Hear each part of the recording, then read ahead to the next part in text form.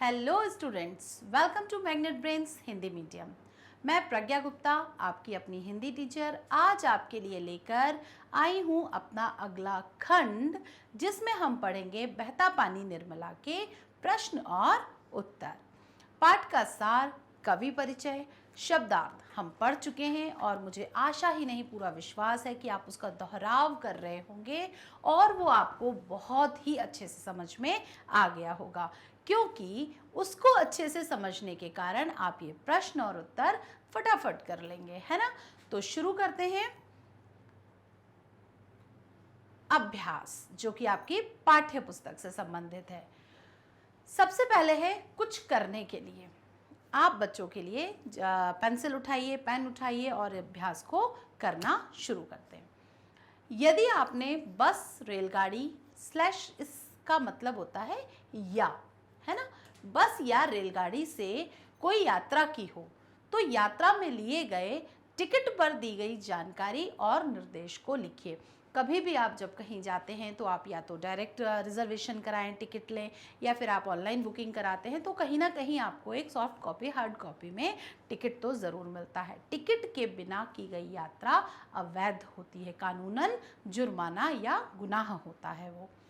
अब हम देखेंगे कि टिकट लेना क्यों ज़रूरी है। अब हमने टिकट ले भी लिया और टिकट में हम क्या क्या चीज़ें देखेंगे वो यहाँ देखिएगा।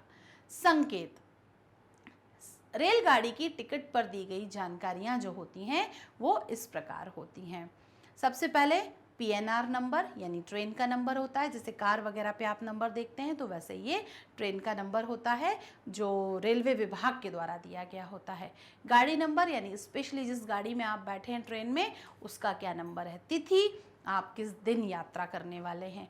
किलोमीटर, कितने किलोमीटर की यात्रा है आपकी। वयस्क यानी एडल्ट्स आपके साथ कितने हैं, आपकी उस यात्रा में आपके साथ बच्चे कितने हैं। और साथ ही साथ टिकट नंबर, यानी कि उस टिकट का नंबर, वो टिकट कौन सा है, किस नंबर से आपके नाम पर इशू हुआ है, वो यहाँ पर दिया रहता है। यानी हर एक जानकारी स्पष्ट रहती है। फिर शयनयान, यानी कि आपने स्लीपर में लिया है, जहाँ आप सोते सोते जाना चाहते हैं, बैठे बैठे जाना चाहते हैं, तो वो आपकी अपनी मर्जी है। तो आप उसको कैसे लेंगे, कहाँ से कहाँ तक आरक्षित की है आपने। ये ट्रेन तो बड़ा लंबा जाएगी, लेकिन आपको क्या जहाँ से ट्रेन शुरू हुई है और जहाँ ट्रेन रुकेगी वहीं तक जाना है, या आपका स्टॉप बीच में है। तो उसके अनुसार आप, जैसे कि यहाँ पर लिखा है सहारनपुर से नई दिल्ली, ये ट्रेन यहाँ हो सकता है कहीं और से आई हो और यहाँ पे और आगे जाने वाली हो ये, लेकिन आपका स्टॉप सहारनपुर से नई दिल्ली है। गाड़ी का नाम, हजरत निजामुद्दीन छत्तीसगढ़ एक्सप्रेस, ये आपकी ट्रेन का, आपकी रेलगाड़ी का नाम है। कोच स्पेशल, उसकी भी 2-3 कैटेगरी होती हैं। सीट और बर्थ नंबर, आप कौन से कोच, यानी कि कौन से कोच में हैं, उसका भी एक नंबर होता है। साथ ही साथ उस कोच में दिए गए कौन से बर्थ पर आप हैं, यानी कि आप यहाँ पर 47SL में हैं, ये अल्फ़ाबेटिकली ऑर्डर में होता है। लिंग यानी कि जेंडर, आप महिला हैं पुरुष हैं, उसके बारे में। आयु, यहाँ पर आप मेल फीमेल लिखा रहता है। आयु आप कितने साल के हैं, 42 के हैं, जितना भी आपकी आयु है वो। यात्रा प्राधिकार, रियायत, रियायत का मतलब होता है एक छूट दी जाती है, सीनियर सिटीजन्स को खास तौर पे दी जाती है। जैसे कि मान के चलिए आपकी यहाँ पर उम्र है, कोई महिला यात्रा कर रही है और उसकी उम्र 75 साल है, ठीक है। तो 75 साल की उम्र में वो क्या करेंगी, उसको रेलवे की तरफ से कुछ सुविधाएं प्राप्त होती हैं, कि जैसे टिकट का जो है उनका, वो उनका आधा रहेगा उनका। तो ये रियायत यहाँ पर उनको दी रहेगी कि कितने रुपए का टिकट था और कितने रुपए उनको रियायत दी गई है। फिर आरक्षित शुल्क कितना है, शुल्क कितने हैं, बावुचर नंबर कितना है, और टोटल जो अमाउंट है आपके टिकट का वो कितना है, 375। मान के चलिए यहाँ पर 75 रुपये या 150 रुपये, 150 रुपये आपका सीनियर सिटीजन का कम होगा, तो वो यहाँ पर कुल नगद रुपए में भी यहाँ पर अमाउंट कम दिखाएगा। इस तरीके से ये टिकट में एक एक चीज़ बहुत अच्छे से क्लियरिटी के साथ यहाँ पर दी होती है।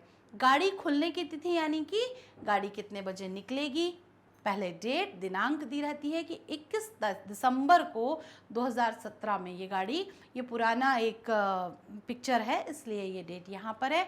तो इस तरीके से निकलेगी और रेलवे विभाग द्वारा हम घड़ी का समय कैसे मानते हैं, 12 बजने के बाद हम क्या कहने लगते हैं, अब 1 बज गया, 2 बज गया, 3 बज गया। लेकिन रेलवे का जो समय होता है वो 12 के बाद 13, 14, 15, 16, 17 इस तरीके से दिया रहता है। जो आपने आपको तुरंत याद आ गया होगा, रेलवे स्टेशन पर जो घड़ी लगी रहती है उसमें इसी तरीके से समय दिखाया जाता है। साथ ही साथ पहुंचने की तिथि निकलेगी तो यहाँ इस समय से, लेकिन ये किस तारीख को पहुंचेगी और कितने बजे पहुंचेगी, इस पूरी जानकारी को स्पष्ट रूप से यहाँ पर दिया जाता है। अब है यहाँ पर अगला अभ्यास हमारा, प्रश्न 2। मैंने लौटने का निश्चय किया, सड़क दिखती तो थी नहीं, अंदाज से मैं बीच के पक्के हिस्से पर गाड़ी चला रहा था। बीच का पक्का हिस्सा नहीं, जहां ये खड़े थे, अंदाजे से कि ये सड़क यहाँ जा रही है। मोड़ने के लिए उसे पटरी से उतारना पड़ेगा। पटरी मतलब ट्रैक जो सड़क का था। और इधर उधर सड़क है भी या नहीं, क्या भरोसा, पानी भरा हुआ है, पता नहीं वो आगे तक की सड़क वहाँ पर है या नहीं, सड़क यूँ मुड़ तो नहीं रही, दायां या बायां, लेफ्ट या राइट टर्न तो नहीं ले रही है। तो पानी भरे होने के कारण कुछ भी समझ में नहीं आ रहा था। और मैं एक जगह देख भी चुका था कि आंखों के सामने ही कैसा एक समूचा का ट्रक, पूरा का पूरा ट्रक एक दलदल में धंसकर गायब हो जाता है। ये एक सीन इन्होंने कहीं देखा था। इसलिए मोटर को बिना घुमाए, अपनी बाइक को, अपनी गाड़ी को बिना घुमाए उल्टे गियर में ही यानी बैक करते हुए ये वहाँ से लगभग कोई 2.5 मील यानी 2.5 किलोमीटर तक बैक करके उसको लेकर आए। यहाँ सड़क कुछ ऊंची थी क्योंकि जिस तरफ से ये आए थे वहाँ पर पानी अभी इनको नहीं था, क्योंकि सड़क वहाँ पर थोड़ी सी ऊंची थी। आप सड़क देखते ना, एक तो ये प्लेन सड़क होती है, एक सड़क हल्की सी कभी कभी यूं जाती है। तो ये इस तरफ से आए थे, तो ये अब अपने रिवर्स गियर में इसी तरफ को वापस जा रहे थे। यहाँ सड़क कुछ ऊंची थी और उस पर गाड़ी घुमाकर ये कहाँ पहुँच गए, शिव सागर पहुँच गए। उपर्युक्त यानी ऊपर लिखे गए। अनुच्छेद को, अनुच्छेद यानी अनुच्छेद का मतलब क्या होता है, जिसे आप पैराग्राफ कहते हो, ये पूरा एक अनुच्छेद है, को पढ़कर अपने सहपाठी यानी कि अपने फ्रेंड से आपको उनसे पूछने के लिए, इसमें से आपको कुछ उनसे प्रश्न पूछने हैं, आपको एक क्विज तैयार करना है। तो आप यहाँ से कुछ 4-5 प्रश्न बनाएंगे, इसमें से पूछकर आपको यहाँ पर 4 प्रश्न बनाने का निर्देश दिया जा रहा है। ये 4 प्रश्न आप यहाँ से बनाएंगे और अपने फ्रेंड से पूछेंगे। तो कोशिश करिए जल्दी जल्दी 4 प्रश्न बनाने की कि आप कैसे 4 प्रश्न यहाँ पर बना पाते हैं, और मेरे साथ कीजिए एक प्रयास। हम यहाँ देखते हैं कि हम किस तरीके के प्रश्न यहाँ पर बना सकते हैं। पहला है, लेखक ने लौटने का निश्चय क्यों किया होगा। दूसरा, लेखक को अंदाज से ही बीच के पक्के हिस्से पर गाड़ी क्यों चलानी पड़ रही थी, क्योंकि वो जानता था वो यहाँ या यहाँ टर्न हुआ तो पता नहीं इस तरफ खाई है, गड्ढा है, क्या हो सकता है। लेखक ने क्या देखा था, जी हाँ, ट्रक वाला उत्तर। लेखक शिवसागर कैसे पहुँचे, तो अपनी गाड़ी को 2.5 किलोमीटर रिवर्स गियर में लेते हुए वो वहाँ से शिवसागर पहुँचे थे। तो ये तो मैंने हालांकि आपको उत्तर बता दिए, लेकिन यहाँ बनाने थे आपको प्रश्न। तो इस प्रकार मेरे अनुसार मैंने ये 4 प्रश्न बनाए हैं। आप चाहें तो इसमें से कुछ और प्रश्न भी आप प्लान कर सकते हैं। ठीक है, आगे देखते हैं, विचार और कल्पना। आपने भी कभी ना कभी कोई ना कोई यात्रा जरूर की होगी। आप बच्चे तो वैसे ही घूमना बहुत पसंद करते हैं। उस यात्रा में कई प्रकार की समस्याएं आई होंगी। देखिए, जब भी कभी हम कहीं निकलते हैं, सफ़र के दौरान कहीं जब हम जाते हैं, तो मज़ा तो आता है, आनंद तो आता है, लेकिन कुछ ना कुछ उलझनें, कुछ ना कुछ समस्याएं भी ज़रूर आती हैं। उन समस्याओं का वर्णन अपने शब्दों में कीजिए। तो इस प्रश्न का जो उत्तर है वो आप स्वयं बेहतर तरीके से लिख सकते हैं। हर व्यक्ति का अपना एक अलग अनुभव होगा। मैं जैसे गई हूँ तो मेरे कुछ अलग अनुभव होंगे, आपका अनुभव अलग होगा। फिर भी कुछ सामान्य सी चीज़ें हैं जो हम कह सकते हैं कि सबसे पहले जब आप कहीं जाने के लिए निकले, आपने बढ़िया पैक वैक किया, खाना, कपड़े, सारी चीज़ें पैक किए, आप स्टेशन पर पहुँचे, लेकिन हमारी जो गाड़ी थी, जो ट्रेन थी, वो उस दिन लेट थी। यानी आपको जो आपका एक्साइटमेंट है, जो उत्साह है, वो स्टेशन पर जाके ही कम हुआ, क्योंकि आपको वहाँ जाके पता चला कि आपकी ट्रेन जो है वो 2 घंटे कम से कम लेट है। तो पहली चीज़ तो ये समस्या हुई।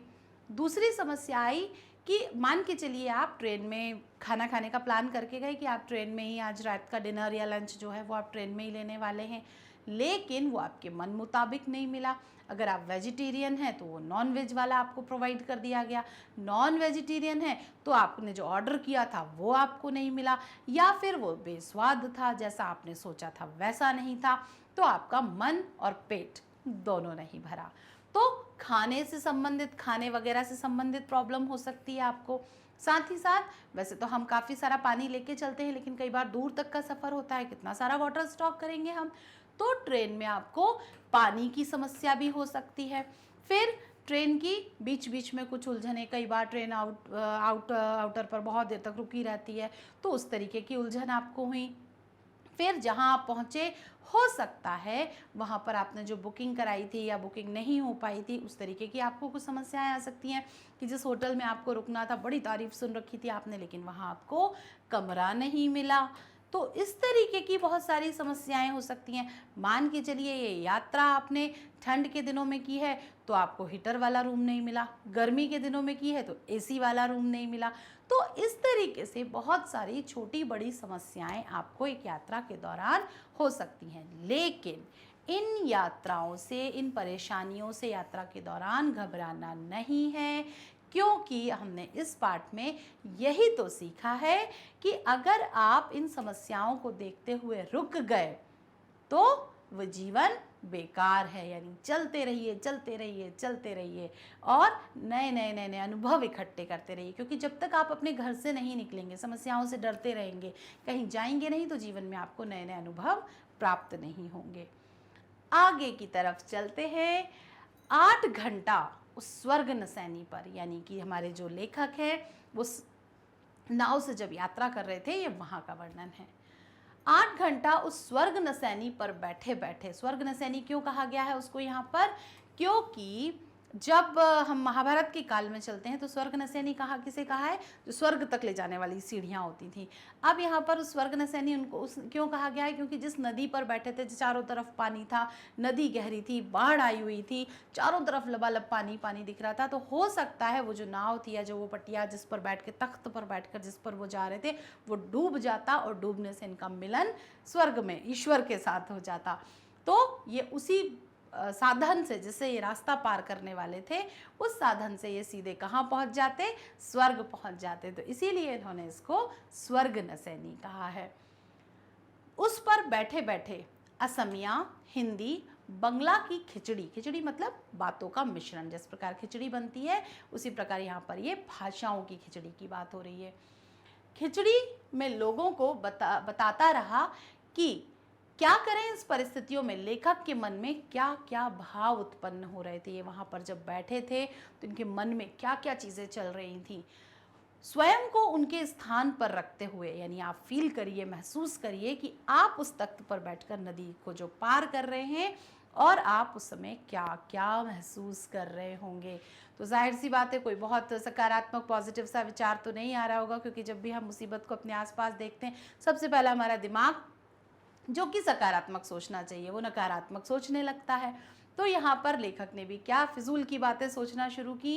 इस परिस्थिति में लेखक के मन में तरह तरह के भाव आ रहे थे, जैसे कि बाढ़ का पानी ज़्यादा ऊपर आ गया तो क्या होगा, उनके तख्त के ऊपर अगर वो पानी आया तो वो तख्त तो स्वर्ग नसैनी बन जाएगा, साथ ही साथ ये नाव पलट जाएगी, बहाव आएगा, जिस तरफ से बहाव आएगा तो नाव को पलटा देगा।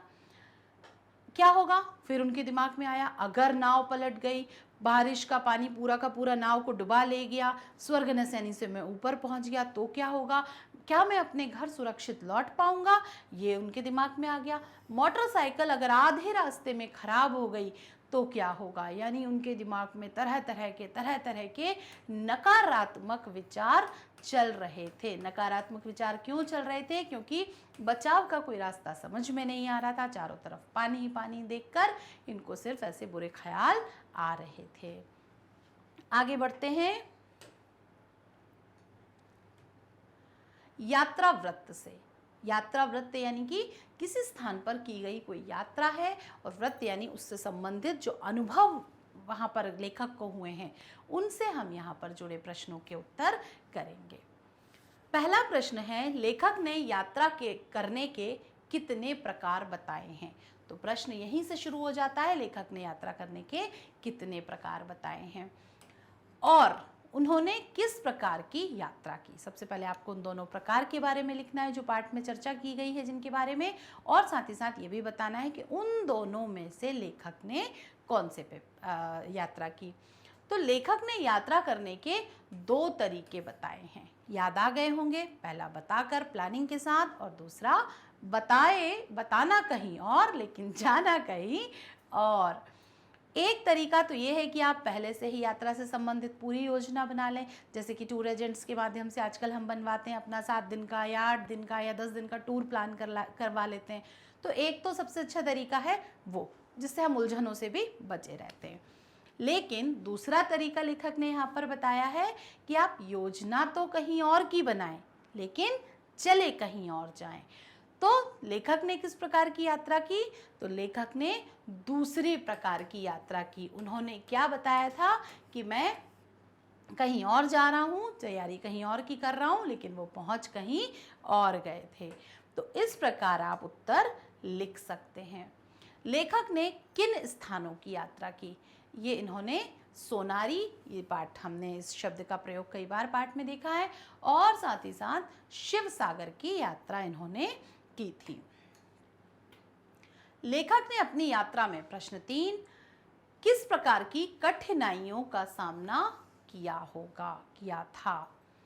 उत्तर है, लेखक जब यात्रा के लिए निकले तो बरसात के कारण, खराब मौसम होने के कारण उन्होंने कई कठिनाइयों का सामना किया।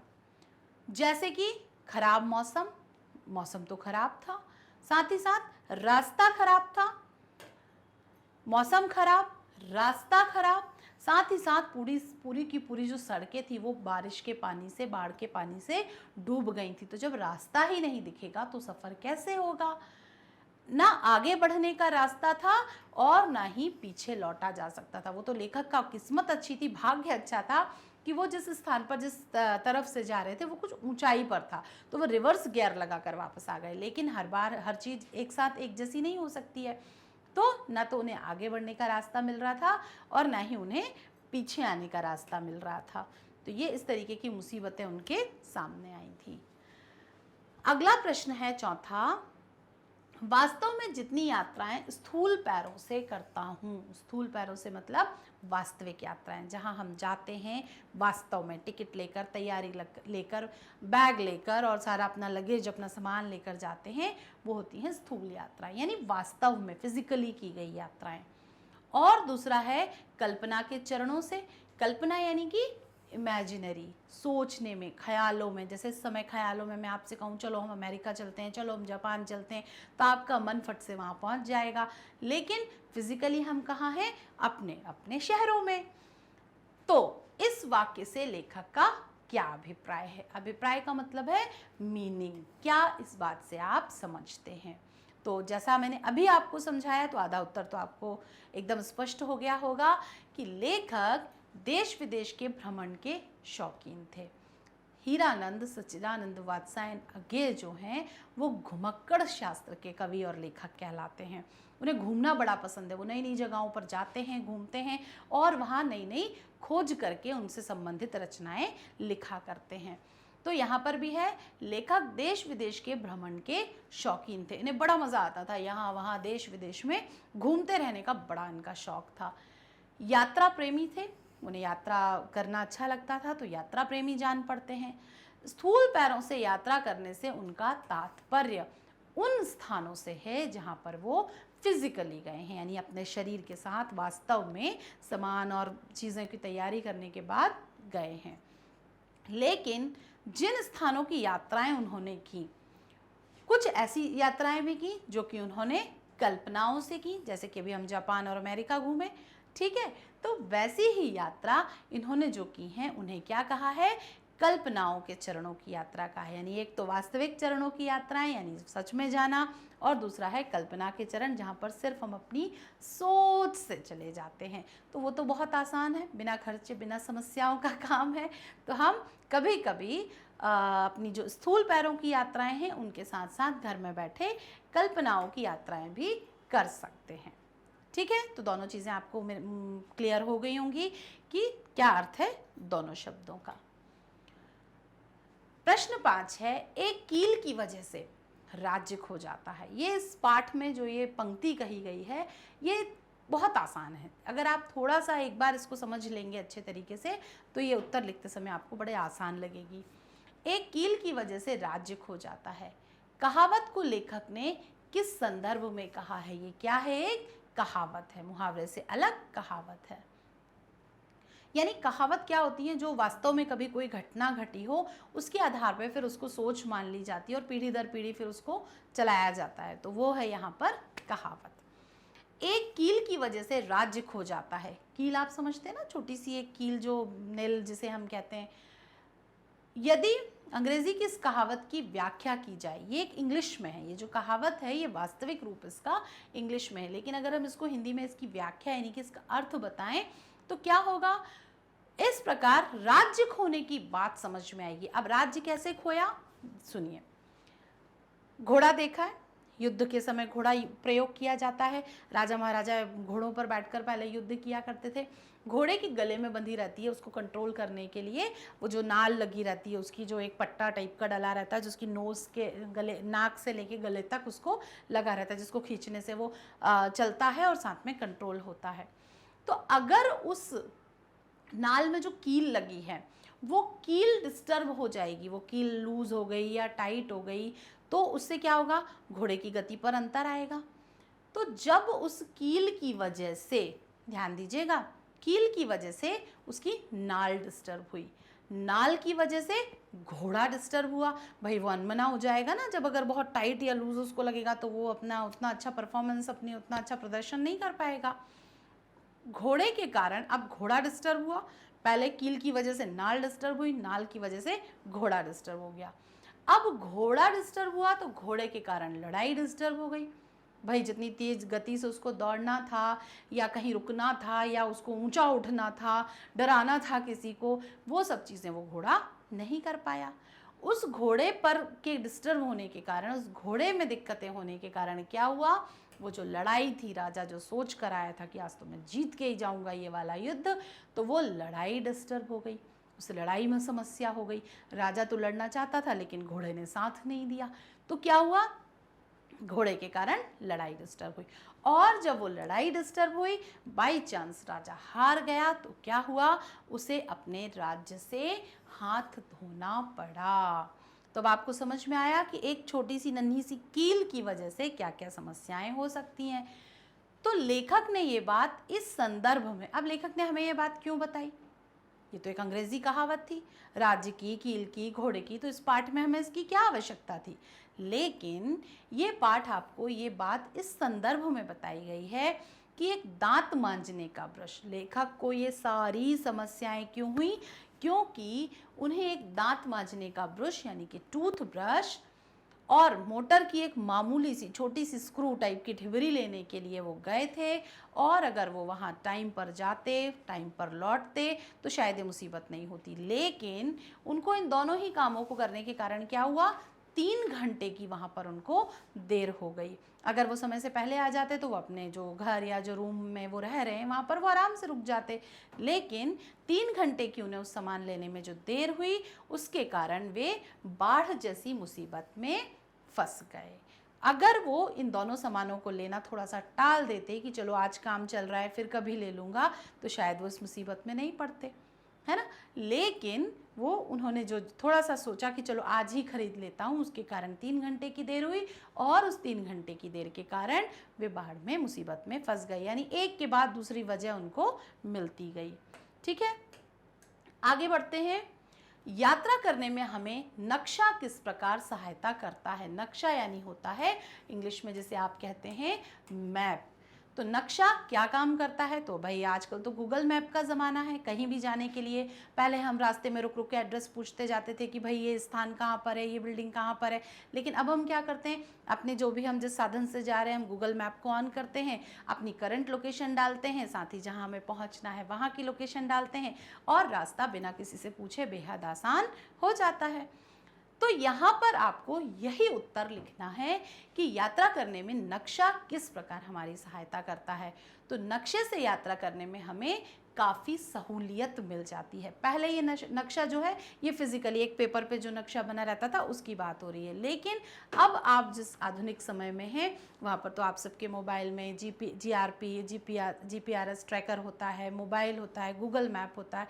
इन सारी चीज़ों की वजह से हमें क्या क्या सही चीज़ें पता चलती हैं, किसी स्थान का सही रास्ता, दूरी, नियत स्थान, इन सब चीज़ों के बारे में हमें पता चल जाता है। बल्कि उसमें तो ये भी आपने सुना होगा कि कितने किलोमीटर पर जाकर आपको राइट टर्न लेना है, लेफ्ट टर्न लेना है, ये सारी सुविधाएं आपको अब दी गई हैं।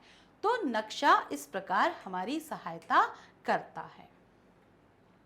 भाषा की बात, पाठ में आए अंग्रेजी शब्दों को छांटिए। जब ये पाठ हम पढ़ रहे थे इसमें बहुत सारे अंग्रेजी के शब्द आए हैं, उनके अर्थ हिंदी में, उनके हिंदी अर्थ आपको ढूंढना है कि उनको हिंदी में हम क्या कहते हैं। जैसे कि यहाँ पर एक शब्द का प्रयोग किया गया है टिकट।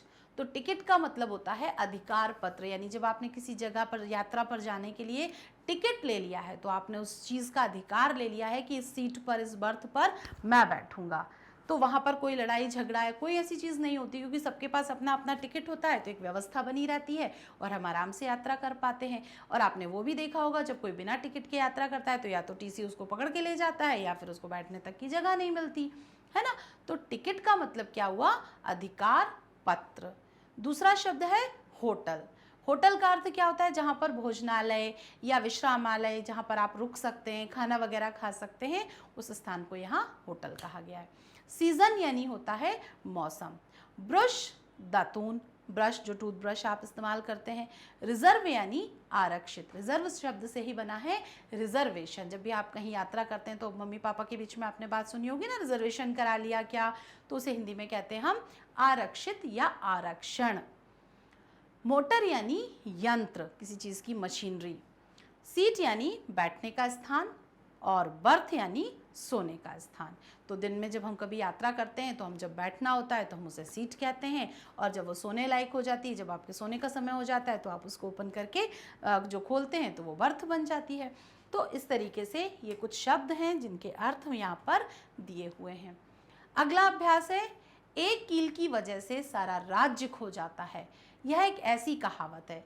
ऐसी कुछ कहावतों को खोजिए, साथ ही साथ उनके अर्थ लिखे, यानी आपको कुछ कहावतों को खोजना है और उनके मीनिंग यानी अर्थ लिखना है। कुछ कहावतें सोचते हैं। अकेला चना भाड़ नहीं फोड़ सकता, यानी कि कोई एक व्यक्ति कोई बड़ा कार्य नहीं कर सकता। हर काम को करने के लिए हमें टीम की ज़रूरत होती है, ग्रुप की ज़रूरत होती है, तो अकेला कोई एक व्यक्ति उस काम को अच्छे से नहीं कर सकता। आसमान से गिरा खजूर में अटका, यानी एक मुसीबत से निकले और दूसरी आन पड़ी।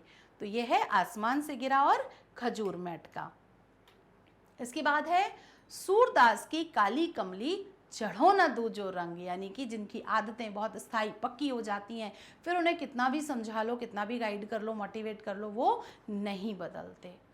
अंतिम है 100 सुनार की एक लुहार की, यानी काम को फैलाने की अपेक्षा एकदम कर डालना ज़्यादा अच्छा होता है। तो इस तरीके से आप यहाँ पर ये 4 कहावतें हैं। आप बहुत सारी कहावतें और भी ढूंढ सकते हैं, सोच सकते हैं, अपनी व्याकरण पुस्तक की भी मदद आप इसमें ले सकते हैं, वरना कभी हम इस पर और ज़्यादा लंबी बातचीत करेंगे। ठीक है। प्रश्न 3 में आप देखेंगे, जो शब्द संज्ञा या सर्वनाम के साथ लगकर संबंध उनका वाक्य के अन्य शब्दों के साथ जोड़ते हैं, उन्हें हम क्या कहते हैं, संबंध बोधक वाक्य, संबंध बोधक कहते हैं। कुछ प्रमुख संबंध बोधक हैं। संबंध बोधक यानी संज्ञा सर्वनाम का वाक्य के अन्य शब्दों से संबंध बताने वाले शब्द। का, के, की, के लिए, के कारण, के अनुसार, की ओर, ऐसे शब्द वाक्य में दूसरे संज्ञा या सर्वनाम के साथ संबंध स्थापित करते हैं। उचित संबंध बोधक शब्दों का प्रयोग करते हुए, यानी यहाँ पर जो आपको ऊपर दिए हुए हैं ये वाले, इनका प्रयोग करते हुए, नी में से छांटते हुए आपको निम्नलिखित यानी कि ये नीचे लिखे हुए जो वाक्य हैं इनमें वो उनको शब्दों को भरना है, फिल करना है। एक बार हम उनको पढ़ लेते हैं। उसी खालिस्तान छुट्टी लीजिए और टिकट करवाइए। खा लड़ाई खालिस्तान राज्य से हाथ धोना पड़ता है। एक मामूली सी ढिबरी खालिस्तान हम कैसी मुसीबत में पड़े। नदी बढ़कर सड़क खालिस्तान आ गई, सड़क पर से हटकर किनारे जाने लगे। इनमें आपको ये जो संबंध बोधक शब्द दिए हैं वो यहाँ पर भरना है। आगे बढ़ते हैं। ये देखिए, उसी के अनुसार छुट्टी लीजिए और टिकट कटाइए। लड़ाई के कारण राज्य से हाथ धोना पड़ता है। एक मामूली सी ढिबरी के चलते हम कैसी मुसीबत में पड़ गए। नदी बढ़कर सड़क के ऊपर आ गई, स्थानवाचक है ये। सड़क पर से हटकर किनारे की ओर जाने लगे, यानी सड़क पे चलते समय किनारे की ओर, ये दिशा सूचक है।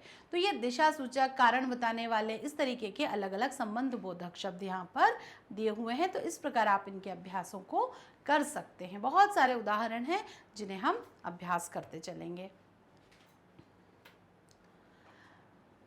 आज की हमने वीडियो में इस पाठ के प्रश्नोत्तर, इस पाठ के कुछ भाषा अध्ययन, भाषा अभ्यास, विचार और कल्पना, साथ ही आपकी पाठ्य पुस्तक के आवश्यक प्रश्न यहाँ पर हमने हल कर लिए हैं। यानी ये पाठ लगभग पूरा होने की ओर है।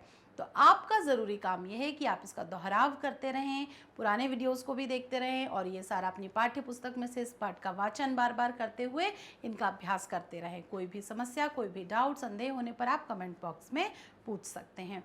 साथ ही साथ मैग्नेट ब्रेन्स के कक्षा 6 से लेकर 12th तक के सारे वीडियोस सिर्फ आप बच्चों के लिए हैं। आप जिस भी कक्षा से संबंधित हो, आप अपने दोस्तों को, अपने पहचान वालों को, आप अपने मित्रों को इनके बारे में बताइए, अपनी हर एक चीज़ शेयर करिए, क्योंकि ज्ञान जो है वो बांटने से बढ़ता है। मैग्नेट ब्रेन्स आपके लिए सिर्फ यही नहीं, CBSE Hindi medium, CBSE English medium, UP board, Bihar board, NTSC, olympiad, CUET जैसे प्रतियोगी परीक्षाओं की तैयारी भी ये यहाँ पर आपको कराता है। साथ ही साथ बुक्स और ई बुक्स का कलेक्शन भी यहाँ पर मौजूद है, जिसको आप सिर्फ एक क्लिक से हासिल कर सकते हैं।